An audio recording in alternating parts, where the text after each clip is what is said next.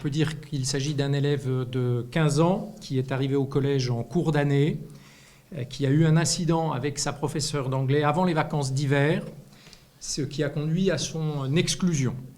Il a réintégré le collège, mais n'a pas réintégré le cours d'anglais. Vendredi, il s'est présenté à ce cours et la professeure l'a orienté vers la direction puisqu'elle ne souhaitait pas qu'il y pénètre. Il a donné durant sa garde à vue 2 explications très différentes sur ses motivations. Si l'origine demeure le différend avec sa professeure d'anglais, il expliquait tout d'abord avoir voulu se venger en souhaitant la planter, puis s'être ravisé car, selon ses termes, planter une prof, c'était trop grave, et décider, toujours pour se venger, de la prendre en otage dans sa classe.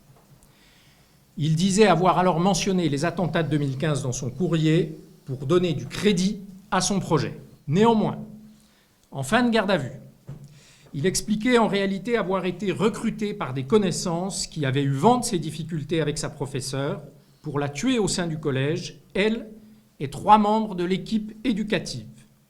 Il déclarait qu'il devait être rémunéré pour cela.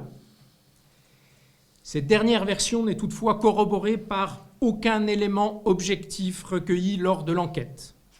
Elle pourrait être en lien avec une volonté chez ce jeune de se donner de l'importance, volonté qui a d'ailleurs été notée par l'expert psychiatre qui l'a examiné. Une information judiciaire est ouverte pour les infractions suivantes. Tentative d'homicide volontaire sur un enseignant, personne chargée d'une mission de service public, la victime étant la professeure d'anglais. Violence volontaire ayant entraîné des incapacités de moins de 8 jours sur la principale et l'agent de maintenance, avec 3 circonstances aggravantes.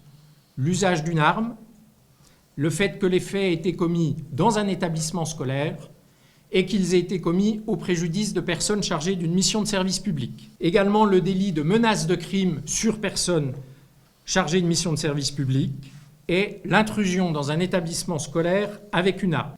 Le parquet a souhaité viser la loi du 2 mars 2010 qui protège les enseignants et aggrave les infractions commises à leur préjudice. Il demande le placement en détention provisoire du mineur, lequel n'est pas encore passé devant le juge d'instruction, n'est donc pas encore mis en examen, a fortiori des infractions que je viens de vous citer.